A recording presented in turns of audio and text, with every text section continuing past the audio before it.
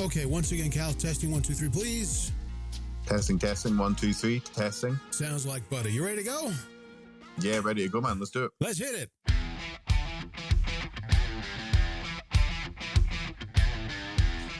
Welcome, ladies and gentlemen, boys and girls, peeps of all ages. Welcome to this X Sessions here live on X for the Dialogue podcast. I'm one host. I'm the Catholic Adventurer. Go, Cal. And I'm Cal Caden. Very nice to be with you all again. Feels good to be back. It does. It's been a while. It's been a long while, right? It has been a while, man. It has been a while. It's difficult to find the time. There's a lot going on. Yeah. It's crazy. Plus, I have the other podcast going on, and I can't even get into it. So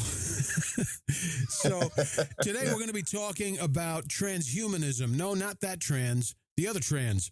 Transhumanism, basically modifying the human body with technology for increased capacity, increased longevity, healing things, fixing things, and so on. What's the Catholic perspective on it? What's the atheist / non-believer / skeptic / nutjob perspective on it? We're going to... Now, there may be some things... You're welcome. There are going to be some things we'll agree on, because Cal and I are friends, and the first thing you want to do with your friend is you want to naturally avoid disagreement and just embrace on things you agree on. Well, we're going to do that. There are going to be some things we're going to disagree on, and they're going to be, agree on, and there's going to be some things we disagree on, and we'll embrace that too. For those of you unfamiliar with us, and Cal, you'll back me up on this, Cal and I are old school warriors, and when we lock horns, it gets bloody. Am I right, Cal? Yes, it can. Yeah, it can do. It can do from time to time. Yeah. Much more back in the old days. Oh, back in the old days.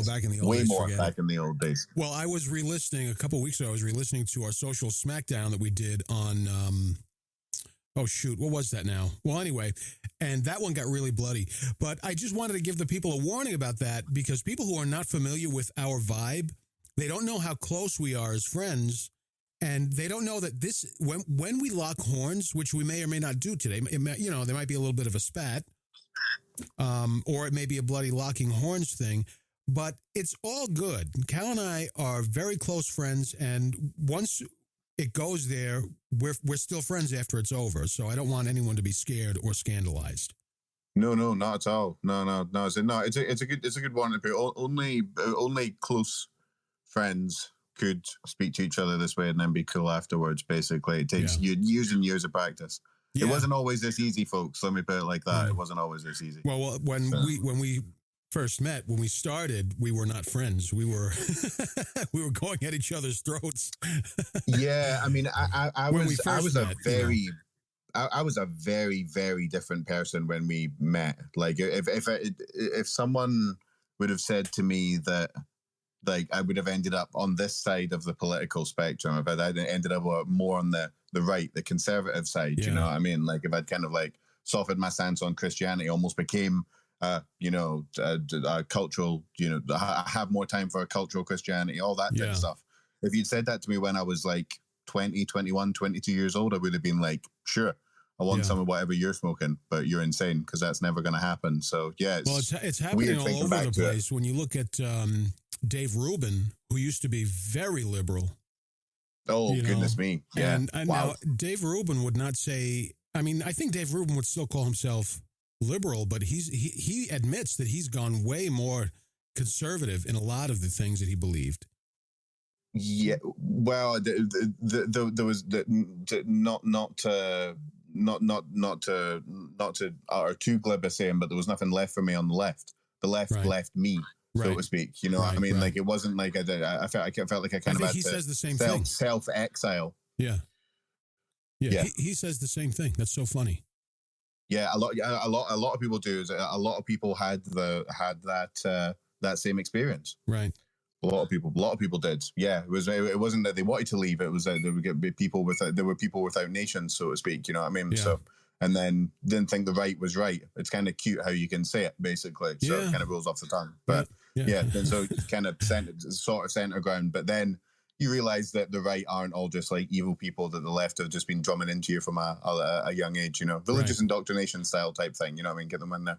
Well, the religious aren't the only ones. Evil, the Marx is this, Marx is that. Yeah, the religious aren't the only ones doing the indoctrination. By the way, let's be honest. But no, they're not. But just judging by who might be listening to this in the past, I thought I'd get a little shot in early, just to, put some cards on the table.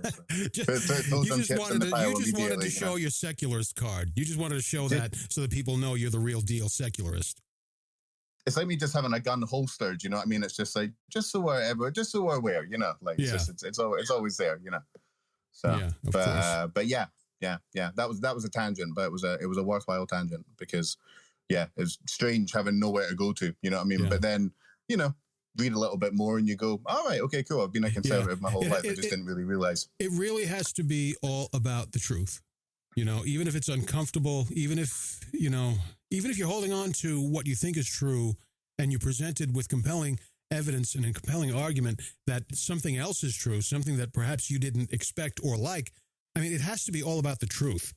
You have to unite yourself to the truth. That's intrinsic to the human nature, And the left have spent the last, I would say, easily a decade, just to my knowledge, but probably a lot longer than that for people that have been more aware. But easily for the last 10 years, the left have been going in the opposite direction from truth in just about every single field that you can possibly think of. Yeah. Really, they have wormed their way into many institutions and made it difficult to talk about a lot of subjects. It's very, very surprising. The right have got their nut jobs as well. Don't worry. There's all the conspiracy theorists over there. There's theories that, Hillary Clinton's a robot or whatever, and she drinks children's blood or whatever. Like, the right have got their crazies, but the left have been specifically insidious and sadistic in the way that they've wormed their way into institutions. Yeah, I think it's happening over the last while. Yeah, I think it's happening everywhere. I think it's happening more strongly on the left. I think maybe we'll touch on some of that with this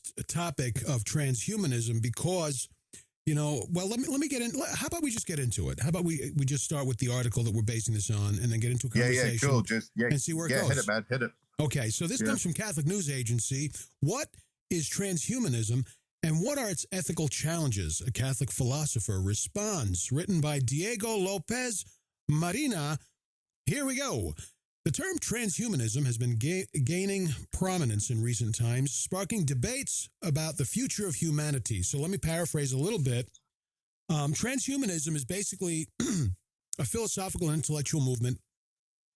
It advocates the advancement of the human condition by developing and making widely available sophisticated technologies that can greatly enhance longevity, cognition, and well-being. That comes, by the way, from Wikipedia, a very trustworthy source. So that's what we're talking about when we talk about transhumanism. But ultimately, when we talk about transhumanism, we are talking about modification of the body to a greater or lesser degree. Okay, now back to the article. Transhumanism. This is what's his name? Mariano Asla is the philosopher being quoted here. Transhumanism, Asla explains, is a scientific and cultural movement that proposes the modification of human biology through the convergence of technologies such as nanotechnology, biotechnology, computer technology, and cognitive science. This convergence aims to create a new species in which the boundaries between the biological and the artificial are completely blurred. So, Cal, just establish, where are you in your thoughts and opinions about transhumanism? And if at any point, if you want to jump in and comment on something that I've read that I don't think to prompt you on, just take a hold of it, do whatever you want. Well, transhumanism is definitely an umbrella term. I mean, nanotechnology, biotechnology, computer technology, cognitive science. I mean, all four of those things, each of those have got little sub bits and different disciplines that you need to understand, and they're all incredibly complicated. And usually I have a problem with an umbrella term being the focus of attention because it defines too much and then kind of paradoxically defines too little and defines itself out of existence. But I am going to pick up on the nanotechnology part here because I think people might have heard the word nanotechnology, but not quite had it explained this way to them before.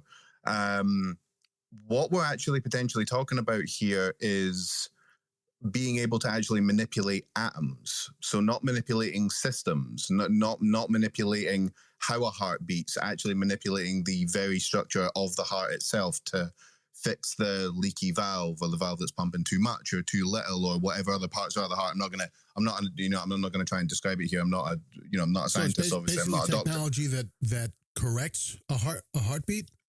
But no, what we're talking about is actually fixing the actual structure of the heart or the brain or literally anything. We're talking about manipulating atoms. Nanotechnology is actually making robots that have got such precise tools, that they can actually manipulate atoms. And then what can you build out of atoms? Well, bombs? as far as I'm concerned, about 99% of stuff. Bombs.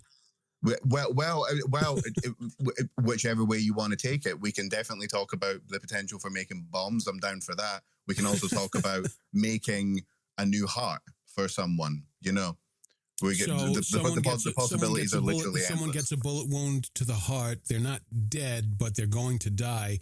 And you're talking about using nanotechnology to reconstruct the heart, or at least the portion of the heart, the section and segment of the heart that's damaged. Or just print another one, because if you can build things out of atoms, then a heart is made of atoms.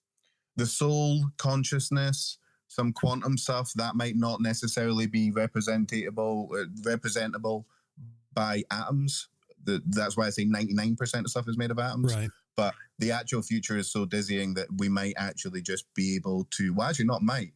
We will, because there's a philosopher called David Deutsch who says, if you have the requisite knowledge, then you can build anything.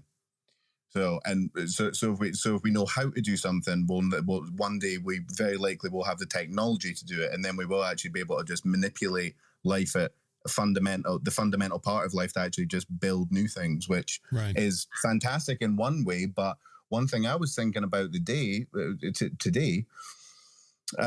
getting prepared for this, was if you can just build yourself a new heart, that means that you might not have any incentive to take care of your current one. Well, that's true. That's a good point. But also, if you can build yourself a heart, who says you can't build yourself a better functioning heart so that you can perform better in the Olympics than your competitors who can't afford to build themselves a new heart? What? I'm so happy to hear you say that. I'm so happy to hear you say that. We got it like that, you and I. We sort of have that same wavelength thing going on. No, we do, because those are the near-term practical things of this kind of booming technology with AI and large language models and stuff. It's the near-term stuff that actually freaks me out more, and we can't seem to get our drug policies exactly how we would want them when it comes to baseball, mixed martial arts, boxing, and then we're going to be talking about people coming in with the heart that can pump double the amount of blood, and it's where are we going to draw the line? That's kind of my issue with it, which I'll get into toward the end of the article. But my issue with it is, where does it end? Because we don't live in some kind of social utopia where everyone is just doing everything for the good of all mankind. You're going to have people exploiting it. I mean, you have that with the internet. I mean, when the internet came out, it was the information superhighway, and you can read books and download all this knowledge and yada, yada, yada, yada. Well, we weren't prepared for all that technology, and we weren't, I guess, culturally prepared. If you give a psycho killer, an automatic weapon, you're going to have a different outcome than if you were to give it to, I don't know, someone who has a saintly heart. Two very different types of personalities holding that same weapon. You're going to get two very different outcomes. Now, let me continue with the article quick. A practical example of this technology occurred at the end. This is very interesting, folks. Occurred at the end of January when Neuralink, an American neurotechnology company owned by Elon Musk, implanted a brain chip in the first human patient, who was soon able to move his computer cursor by just using his mind, which is crazy. Wow. According to its website, Neuralink's mission is to create a generalized brain interface to restore autonomy to those with unmet medical needs. Okay, that's nonsense. Okay, so basically the technology is intended to restore, I guess, natural function to a brain that's disabled. Okay, so I don't know, you're not able to move your arm. Motor neuron disease or something. Right. Yeah. So I'm not talking about, muscular paralysis. I'm talking about cases where the arm can move, but your brain can't move it. So you have a computer chip that sends the signal correctly to your arm, right? So that you're moving your arm and not kicking with your leg. Yeah, exactly. But they came up with a way to make the brain move a cursor. Wow. So, okay. So that's pretty interesting. That's a pretty amazing thing that they've done this at Neuralink. But again, so what is preventing this technology from reaching a level where people can use their brains to capture banking records when somebody's at the ATM? But I mean, but isn't this what politics is for? I imagine that there have been people saying, "Oh, driving's going to be dangerous," and it is, by the way. In America, I think it's 10, 20, 30,000 a year or something like that. You know what I mean? As soon as cars come to Scotland, because I know you guys are still using horses and buggies, but as soon as cars come to Scotland, I think that statistic is going to be, shrouded compared to what you guys do over there, since driving will be brand new for you. That's true. That's true. Yeah, I don't know what we're gonna do. I don't know what we're gonna do with all these spare horse and carts, though. You know what I mean? I don't know.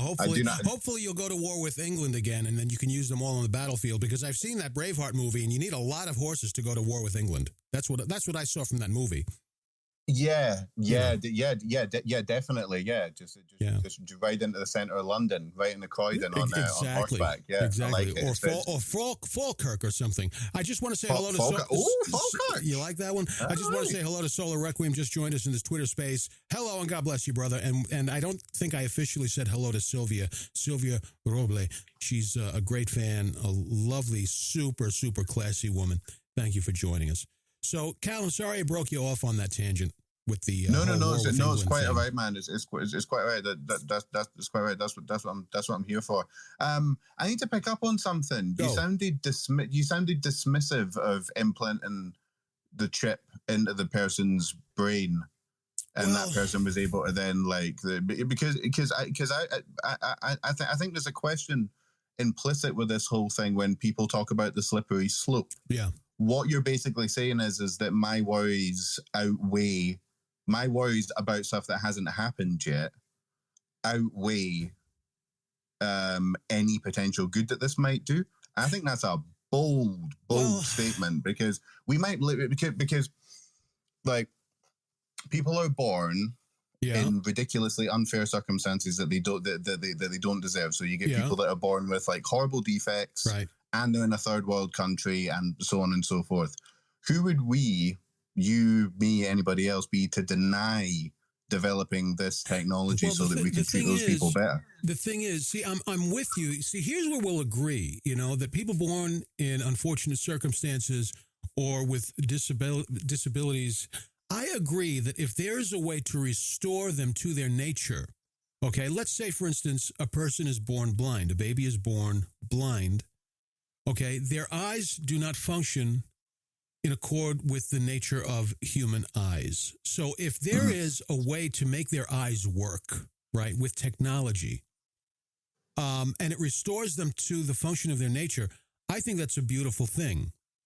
Okay, my problem is there's a lot of money in nanotech and all things transhumanism. There's politics in it all. And I really don't think, as I said, this is not some social or cultural utopia. I really don't think it's going to be that simple, where now we can put this chip in your eye and make them work. Because then who's going to own that child's eyes? Is the ownership of the eyes going to be transferred to the technology that provides it? Are poor families going to be able to afford this? And let's say it's free and anyone who needs it can get it. Okay.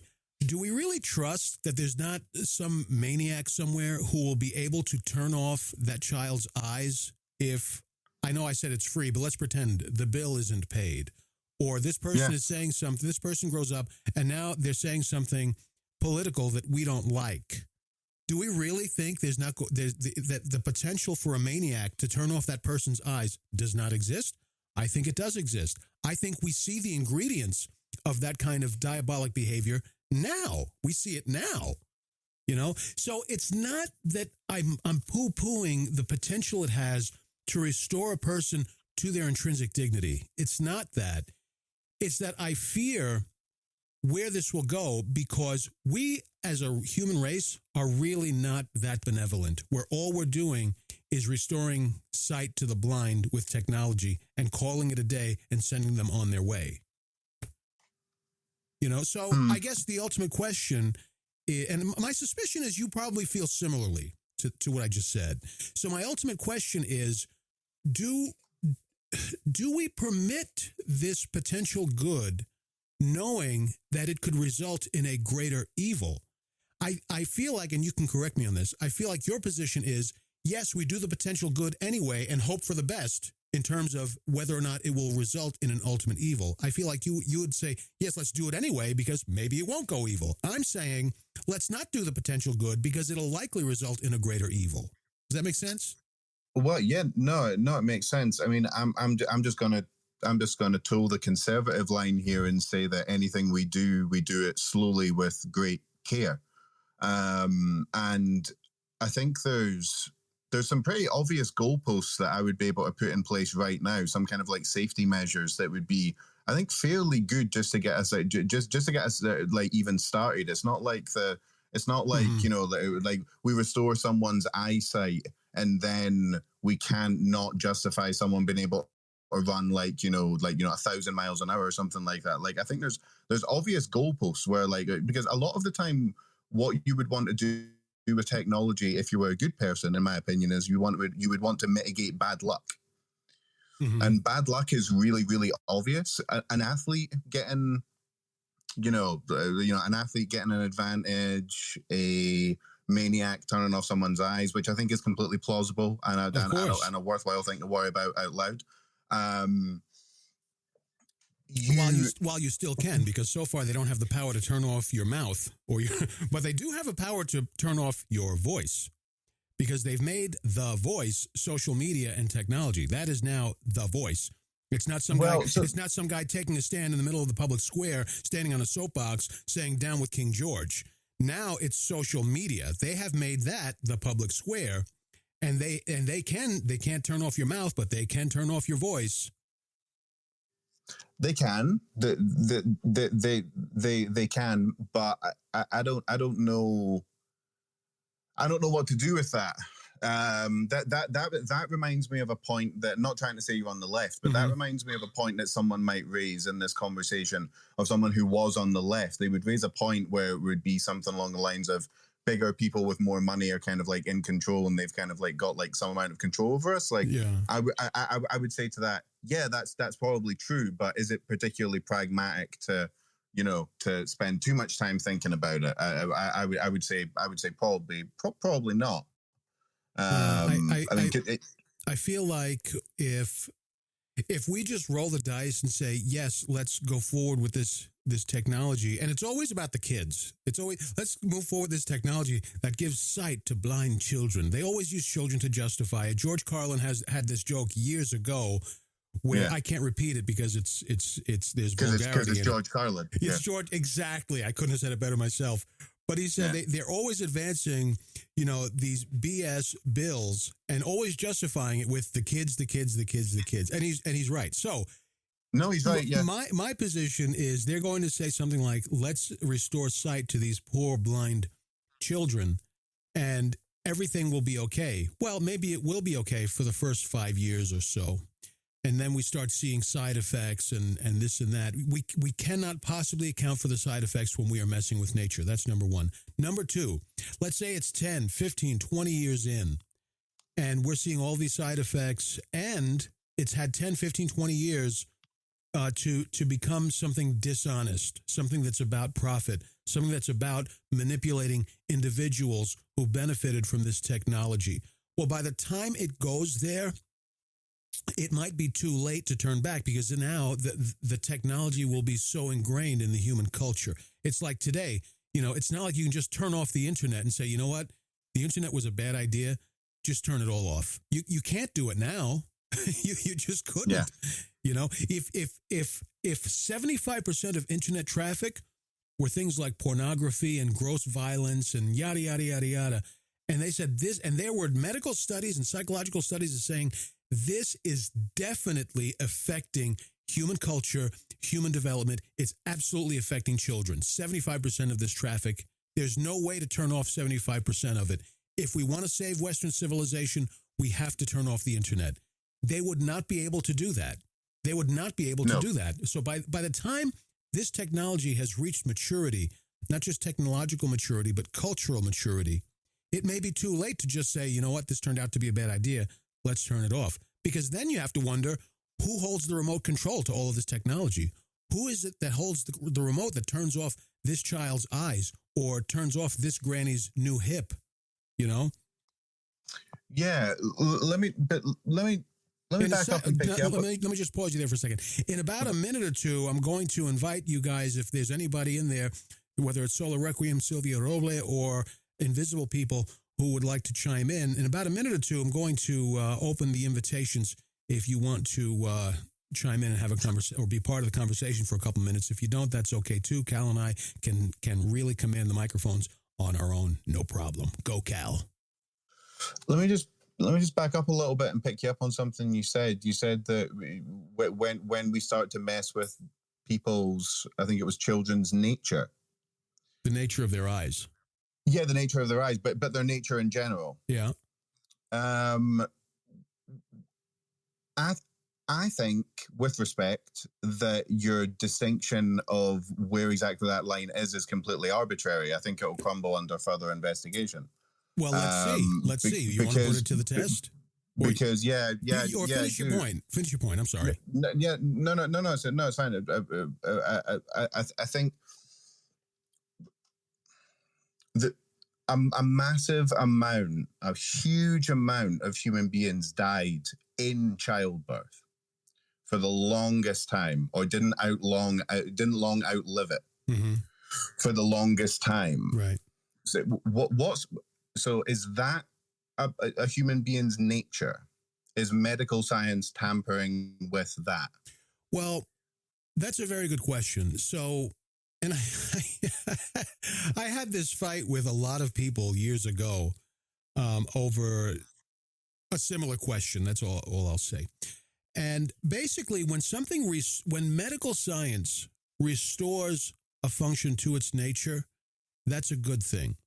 But at a point, we're undoing its true nature. So I'll give you an example. Do we change the nature of the person, body and soul? Do we change the nature of this human being by but let's say we give them bionic eyes. Forget about correcting the existing eyes. We pull out those orbs, those gelatinous orbs in their skulls, and we insert bionic eyes, which would be super, super cool, by the way. Yes, it would. Super cool. I would volunteer for that experiment. But anyway, so does that change the nature of the person? I mean, if you're asking me to answer that now, I would say probably not. Now, if we replace their eyes, replace their skeleton, is their nature changed now? If we replace their skeleton and their muscles, is their nature changed now? Let me flip it to a different sort of example to make you probably already understand the point, but just to add a little color. If I have a coat, and this is my favorite coat in the whole world, and I've had it for years, but over years it's gotten tears, it's tattered, it's got holes and this and that, and now let's say every time it gets a new hole, I patch it. I put a patch over it. And then another hole, I put a patch over that. Then a piece tears out. Well, I sew on, a big patch to replace the tear and so on. And I do this over 20, 30 years. Now, let's say 80% of that coat is just patches. It's not the original coat. 80% of it is just the patches. Okay? 80% of the material in that coat is from patch jobs, basically. Different patterns, different colors, different types of fabric. Is that coat still my coat that I got 30 years ago?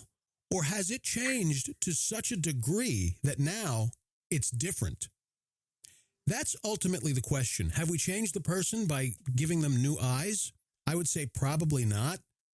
But at a point, do we change them if, let's say we only give them new eyes, but those eyes are super bionic eyes, and they can see better than an ordinary human being with perfectly functioning eyes? Have we changed their nature now? Probably. Let's say their eyes work the same as an ordinary human being, but we also change their skeleton. We give them like some super skeleton.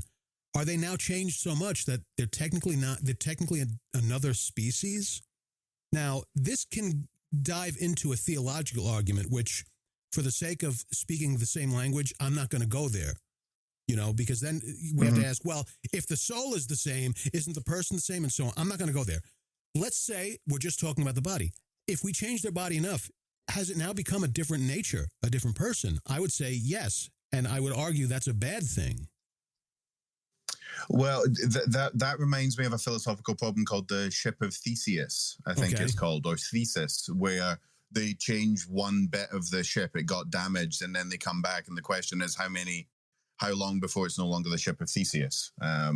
So I was quite interesting. I like it as a puzzle. I don't know exactly where the point would be. Like, what about 50? What about someone that gets into a really, really bad car accident and you have to change 80% of their skeleton? Like, is 80% okay? Then is 50% okay? Like, that's what I mean by what I mean when you start talking about nature. I would say, I slightly feel like you ducked my question, like not 100% ducked my question. It's possible that I did by accident. Repeat your question. Yeah, no,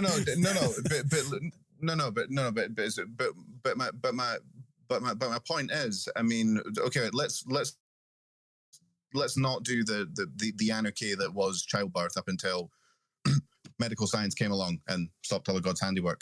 Let's just talk about longevity in general. Let's talk about this, that before medical science came along, children were still being born and raised healthy, which is why you and I are able to have this conversation and the human species is not extinct. So let's stop talking silly. But let's talk life expectancy. Okay, we're still here. There you go. We have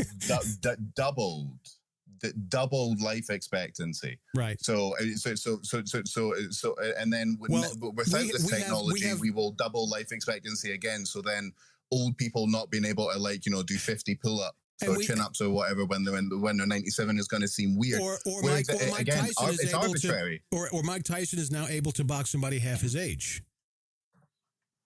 Similar thing because of medical science.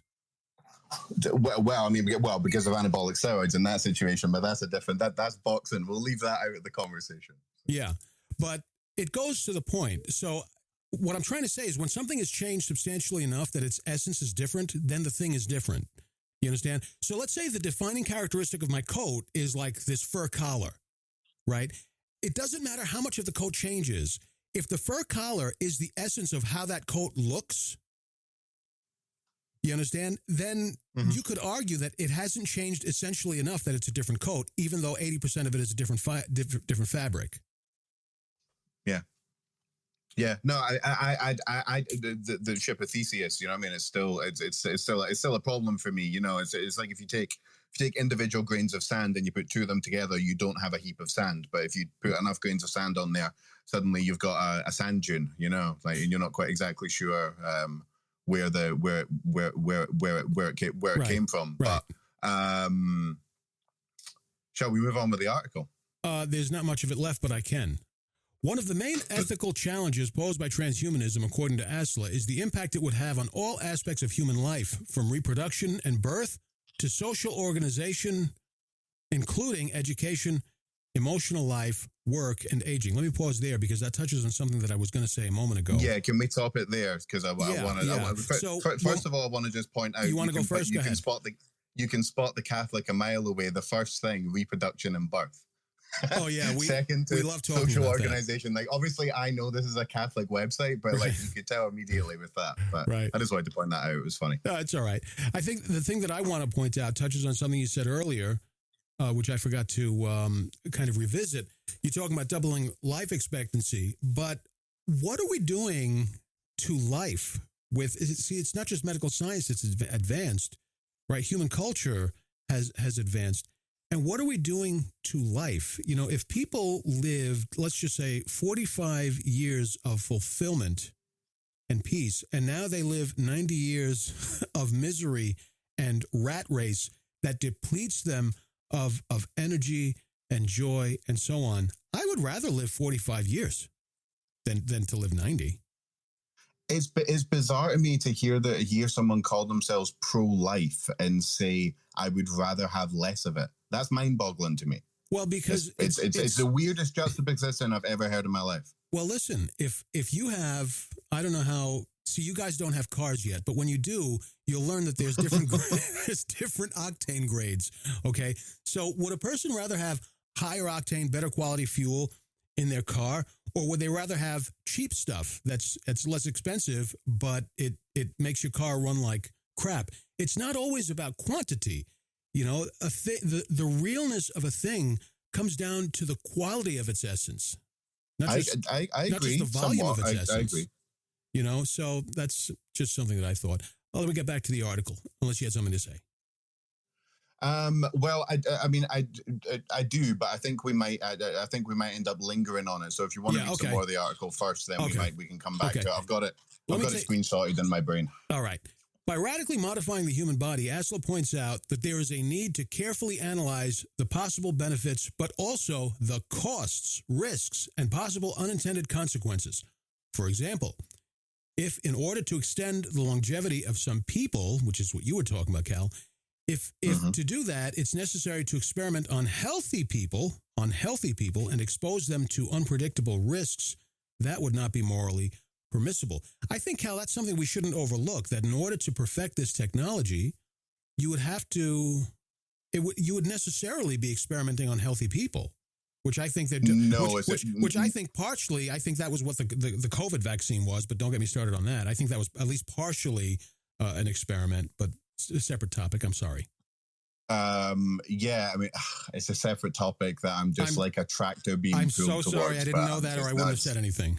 No, it's okay. It's okay. I've been practicing mindfulness. I've been meditating. Don't worry. I can try and get back on. Well, there's a good. Try and get back on point. So the point being experimenting on healthy people. That was the main thing I wanted to point out. I think that's just a fundamental misunderstanding of the technology, and this is coming from a guy that's really not that big on technology. Right. This is a lot of these.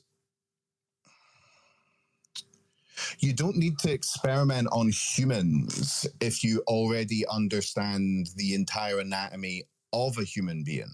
See, but the thing is, Cal, not to cut you off, but the human being is both body and soul. Now, if you want to take soul out of it, that's fine. We can say body and personality. Okay, so for instance, modifying somebody's eyes is going to change their behavior. Okay, so I don't know if you remember Star Trek: The Next Generation. Geordi LaForge had that visor over his eyes. Certainly do. Yeah. Okay, so there were certain ways that he had to turn his head. Right, in order to allow his eyes and the visor to be aligned right and see things and so on. Okay, so that's a minor thing, but that's a difference of mannerism that someone with functioning eyes does not do. Okay, now, if I have a pebble in my shoe and I have to walk with this pebble in my shoe for a week, I may start to walk in a way that favors the irritated foot. Okay, so I might start to walk with a limp so that I'm not putting a lot of weight on the foot that has a pebble in the shoe. Now you take the shoe out, and I'll still walk like that, even though I don't need to. And now, because it becomes a habit. Now, while I have that pebble in my shoe, I'm walking funny, and I'm putting stress and strain on the other knee. I'm walking funny, so my hip alignment as I'm walking is not going to be natural. It's not going to be the same. I'm putting strain and pressure on my joints, bones, and muscles that it wasn't designed to manage, because it wasn't designed to take the weight off of the other leg and foot. So now, as I'm walking with that pebble in my shoe, I'm favoring my walk in such a way that my right foot, let's say it's my right foot, doesn't hurt from that pebble, Well, now I'm destroying the right side of my body from my hip down to my toes.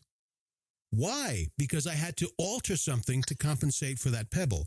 It's the same thing, I think, when we get into transhumanism and we're improving something or altering something.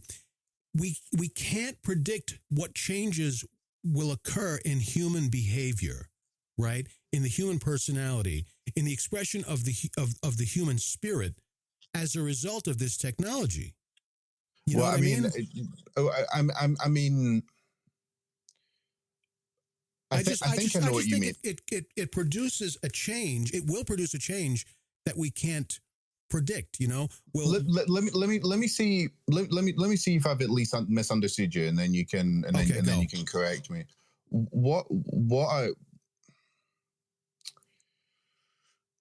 I think you're saying two things, possibly both at the same time. I think one, you're saying that there's fundamentally something about human beings that this type of machine isn't going to be able to predict for in terms of like spirit, personality, that type of thing, soul, whatever.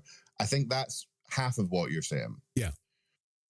Okay. Well, you are saying that. Well, let me linger on that then. Okay. And then after we're done with that point, let's go to see if anybody wants to say anything from the Spaces crowd. Yeah. That's brilliant. It's just not true. Thank you. Short and sweet. Yeah. Our personalities, our thoughts, our memories, our wants, our needs, our desires for food, desires for sex, love. You know, everything can be understood and will yield to science. You can literally prod on parts of people's brains, and then they can't remember or talk or say certain things. You can remove parts of the brain, and then you wake people up, and then they don't recognize who their family are because you cut out that part of the brain. Like it always comes down to this, but there's this soul part of it. There's and it's like I mean, we've been down that road. Me and every single secularist on planet Earth has almost given ourselves whiplash by cracking our heads off the wall so many times because this subject just keeps coming up. But what we can agree on is that you don't need a soul to create you don't need soul for creating a brain, I presume. Well, the brain gives, I'll call it a physical or a temporal expression to what is of an eternal substance. It's not eternal. It has a beginning, but its dignity does not. It's a long story. So we're giving physical expression in the physical created order. Right. I am right. Hold on. I want to get a question just came to me. So let me just ask this. Okay. Let's just say that a hypothetical computer under an AI, a doctor AI, whatever it's called, an algorithm, whatever you want. Mm-hmm. Hypothetically understands every single bit of fundamental particle and every single system within a human body, right? Let's just say that they do that, right? Mm-hmm. According to you, there'll be something missing. Yes. Yeah. How exactly does that manifest in behavior or anything practical? Because as far as I'm aware, just off the top of my head, and I'm again not an expert here, but I can account for memories, and memories so far have made everything here possible because I remember who you are. I remember how to speak English. Mm-hmm. You know, I've got everything else going on. Right. So I can explain memories. I can explain wants. I can explain taste, need, dreaming, good experiences, bad experiences. Right. I can explain poetry. I can explain love. I can explain everything. Right. Please describe for everyone and all the future alien races that might be listening to this, what on earth is missing in this equation? Meaning. Because I've just described everything that's worth living for. Meaning and meaningfulness. Meaning and meaningfulness. Meaning is knowledge. Meaning is memory. Meaning is using this body to look out at this grand creation that we've got and then think about it, and then I remember taking my son there. This is brain stuff. This is all brain stuff. I've never understood what the resistance is for this. So let me explain meaning and meaningfulness. Okay, if you take 26 letters in the alphabet, They can spell out A, B, C, D, E, F, G, or they can spell out, Joey has a dog. Joey's dog jumps over the fence. Or you can spell out, death be not proud, though some have called thee mighty and dreadful. Those are three very, very different things of very, very different meanings. Now, if I use it to do something so simple as A, B, C, D, E, F, G, as you see that, you're going to be thinking, well, I don't know if they have this in Europe, but to someone in like America, when they see that, the meaning of what they're looking at with their eyes in their mind becomes A, B, C, D, E, F, G. It becomes a song. It evokes a memory, okay? But that's not what they're looking at. What they're looking at is the alphabet. If I use those same letters to spell out something from a poem, it's going to have the meaning which it possesses and expresses of its own, but for someone else it could have a different meaning. For those whom thou thinkest thou dost overthrow, die not. Now the rest of the line is, die not, poor death, nor yet canst thou kill me. But for one individual, let's say someone who's battling cancer, right? What they're going to focus on is the meaningfulness of, for those whom thou thinkest thou dost overthrow, die not. Die not. I will survive this. Its meaning is completely different to someone who's looking at it, who perhaps they're on their deathbed and they're seeing it with a completely different meaning, but they're looking at the same thing. AI and technology cannot account for this, because AI and technology is only doing guesswork when it comes to human emotions, which is highly, highly, highly complex and subjective.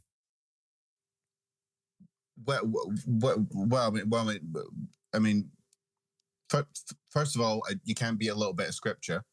Well, that's true. That's true. See, we agree on something, Cal. you can't beat a bit of scripture, and that invoked something within the cold, dead place where my soul should be. I didn't even know what it meant. But that could have been in a different. Are you going to spit out a scripture reference? No, I'm not. No, I'm definitely. I'm not going to try and. I'm not going to try and. No, that wasn't scripture that I quoted. That was a poem by John Donne. John Donne. All right. That gave me something that I wonder if these machines will ever actually be able to properly harness. That gave me a powerful, emotional, conscious experience hearing that. It sounded, maybe it was the way you said it, but it sounded religious. It kind of scratched that itch that scripture does. It is John Donne, who I believe was a Catholic, and that was definitely a religious poem. I heard this is a complete tangent, but I'm just going to go with it. I was listening to Christopher Hitchens today, and he said that I can't remember which author he was talking about, but he said that he does believe in a world where if it wasn't for religion, certain people wouldn't have been able to do certain things. I think that poem's a really, really good example of that. Yeah. He may not believe in it, but it just and obviously I don't as well. But I think there's a range of experience there within religion that is going to produce some special things that secularism just simply will not. It doesn't speak to the truth of it, or for or against. But that I heard that today, and it stuck with me, and it was quite fitting for that. John Donne is pretty awesome. I also I don't know if machines will ever get that. They'll be able to make us stuff, definitely, but in terms of them actually being able to feel the power of like religious ceremony or anything like that, I don't know if they'll. Right. I don't know if they'll get there. But to not let you off the hook too much. Too late. A lot of the things that you said there were basically memory based. They were to me what it sounded like. We'll never agree on this, obviously, but to me what it sounded like you said was, it means different things to different people. Yeah, it means different things to different people because of the actual structure of the brain. If you said that in a different language and it didn't translate, then no one's. You have to actually understand like some contextual stuff. It's going to be different because of not the differences in their brains, but the differences in their experiences and the differences in how they interpret their experiences. Because experiences are interpreted through the prism of our emotional sensibilities as well. Okay, so if I say it's a dog's life, in America, that's going to be a completely different meaning from what it is in like some places in Europe where dogs are like the lowest of the low. So a dog's life in Asia. Europe, like or in Singapore, Asia, right? So you're eating scraps, you're a homeless stray. But in America, a dog's life means you live a life of luxury. Okay. A dog's life means you retired very, very well. Right. Very, very well. Right. And I'm looking forward to having a dog's life myself. So if there's anyone now, I'm doing this through my computer. If there's anyone who would like to speak, here's what I'll do. There's only 4 people in here, Cal. So I'm just going to invite everyone to speak. And whoever wants to speak, go. Okay, so I'm going to invite Solar Requiem. I'm going to invite Gordon, who dropped in, big supporter. Love you very much. Invite to speak. So I'm just going to invite everybody. If you don't want to speak, you don't have to. Yeah, ignore it. Yeah, just ignore it. If you would like to speak, I guess chime in. I'm doing this over my computer. So the interface is different from how it is on the phone. Let's see. Oh, there we go. I'm seeing some hands there. I'm seeing listener. So Solo wants to speak, but I've already sent him an invitation. One request, approve. Okay, it's working. And that should be hello to Solar Requiem. Thank you for joining me on this, or us on this space. It says, I'm hearing a funny noise. Hang on a second. No, I'm not hearing anything. If that means anything. No, I think it was outside. It was someone yelling, "Please help! He's killing me! Please help!" I was like, whatever. I'm in the middle of something, man. I hope somebody else hears that. It says request here. Do I have to press? Do I have you can approve requests? Yeah, you can approve requests. I approved Solar Requiem, but it doesn't appear to be going on. It's now muted. Right, hold on. I didn't mean to do that. Excuse me. That's my bad. Oh, Solar Requiem said the space keeps crashing when he tries to come up. Oh, right. Okay, cool. Right. I thought that was me. Rebecca's already. You should probably do it, man. I'll end up breaking it. Yeah. Hey, Rebecca. Let me see if I can invite Rebecca to speak and approve. And Rebecca, invite to speak. Let's see if that works. I don't know if I'm getting a message from beyond. It says spaces keeps crashing. Hallelujah. Yeah. And also, I'm getting an icon here that says your mic is muted, but I can hear you. That's interesting. Yeah. So I don't know. Maybe it's a Twitter thing. It's very likely a Twitter thing. This technology does feel quite janky. Yeah. And these are the people you want creating new eyeballs for children. You nut job. Yeah. Elon Musk is like, in the future, children will be able to go from blind to creating posts with just their thoughts. And meanwhile, freaking guy can't even get Twitter Spaces to work. That was decent, but you made them too. I'm not going to finish that sentence. It's fine. I'm not looking to get cancelled. I'm just going to be quiet. I'll message you later. Yeah, just in case. I guess maybe we'll draw this. Let me say this though, for those listening on demand and for those of you present, we're going to be experimenting with more live stuff. At least I am. Probably Cal will be down for that too, to do it for the dialogue. So if you're itching and a twitching to be able to interact, please continue to follow our work. You can find the Dialogue Podcast throughout social media at the Dialogue FM. We're mostly we mostly lean heavily on X, but we are present everywhere else. I just tried to add Solo Requiem again, but it's just saying a never-ending connecting little spinny ball thing, unfortunately. So yeah, and Solar Requiem is a philosophy student. I don't know if he's a philosophy grad, but he's got. You want to hear a funny story? So Solar Requiem invited me on a Twitter Spaces session, which was very cool. Okay. And at first I felt honored, and then I realized, he invites everybody. So I was like, oh well. No, it's okay. So I was like, this should be interesting. I don't even remember what the subject was because it was about a person who I don't know who the person is they were talking about. Right, okay. Right, so Solar Requiem is like a superstar on Twitter, I think, because as soon as he started his Spaces session, he had like 30 heads up in there. It was like that's unbelievable. good. It was like the bees just discovered a new flower or something. It was like, here's another one. Here's another one. 4, 5, 6, 13, 14. It's like, holy crap. I swear, this is like inside of a minute, right? So I'm like, oh, this should be interesting. And then everybody starts talking, right? And I felt like I had walked into like a frat party where I have no idea who anyone is. I don't know what they're talking about. And nobody has handed me a drink. Yeah, just a nightmare situation. Yeah. A nightmare.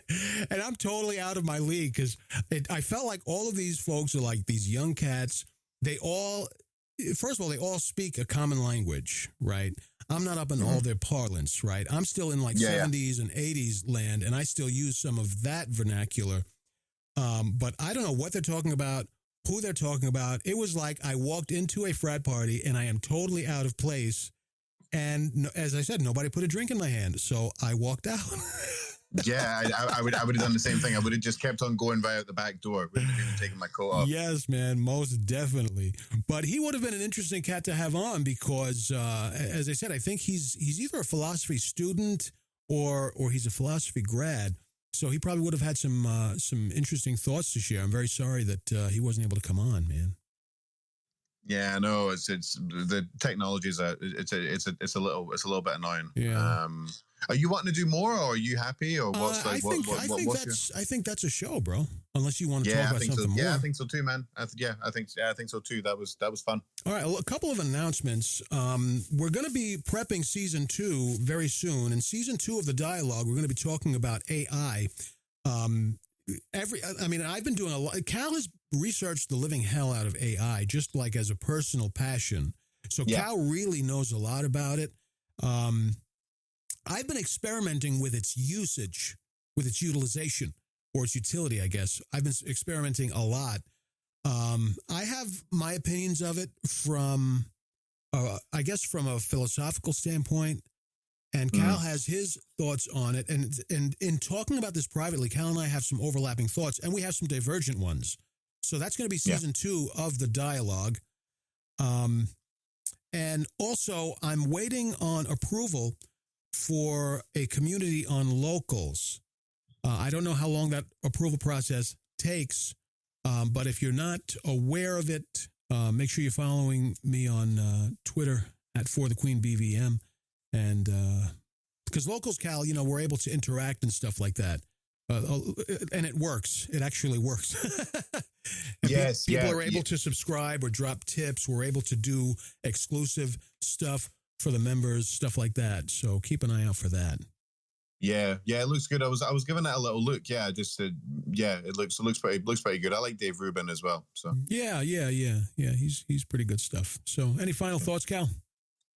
No, I said everything I wanted to say there. Actually, just very quickly, I love that even one person showing up is really, really cool. So like the fact that like people came and went, and then the people came back and hung out and stuff like that. Mm-hmm. Thank you guys. Really, there's a lot of things you could be doing right now, and you're in this little tiny corner of the universe hanging out with us. So I love you all very much. Thank you, and I'll catch you on the next one. That's true. God knows, people in real life don't like hanging out with me, but I do have some people online on the internet who like me. I did this news story on my podcast. It was, you know what speed dating is? Okay, so speed dating is making a return, right, to popularity in the United States. And I was doing this news story on my podcast talking about it. And on the West Coast, it was like the article was like, so-and-so with his pushed back mullet, his bleach blonde mullet, and this and that. He's trying speed dating for the first time. And then they go to a quote from the guy, and he was like, it's such a different experience meeting real girls. Yeah. Meeting real girls and not having to swipe right or whatever. I was like, oh my God. So this went by the writer and the editor, and nobody said that sounds weird. Are we really in that stage of cultural degeneration? Let's just scrap this story. Oh my God. Yeah. It's such a good point though. Like that made it through many layers of like bureaucracy, and no one went, Maybe didn't he say that? That's, I mean, I'm sure all he was saying was usually my social interaction with girls is through like Tinder or whatever that app is. But I mean, he's 100% correct. And it's so interesting, to talk to and those were his words, to talk to real girls, like in person, real or girls. to talk to girls in real life or something like that. But it sounded super pathetic, man. Yeah, God, let's not open up the can of worms. That's dating and all that. If we had an active locals community, this is what we would take to locals. And we would just go at it, full steam ahead and really let loose on our thoughts on this, Yeah, definitely. But we can't do that in public on Twitter.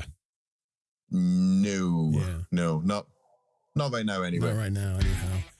Let's get up out of here. This has been a live Twitter Spaces session for the Dialogue Podcast.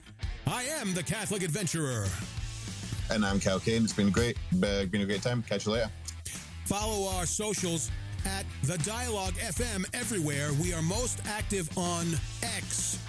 You can find The Dialogue on X at The Dialogue FM. You can find me at For the Queen BVM. Plug your social, Cal.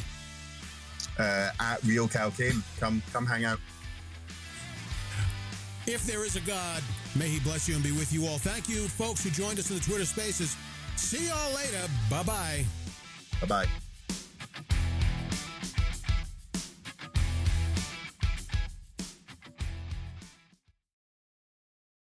Lord have mercy, that song is hot. Tight. Oh, I accidentally. So we're still live, but that's the official end of the show. Now I just have to. Yeah. Now I just have to end the Twitter space, and then maybe I'll give you a call right after I take this off the air.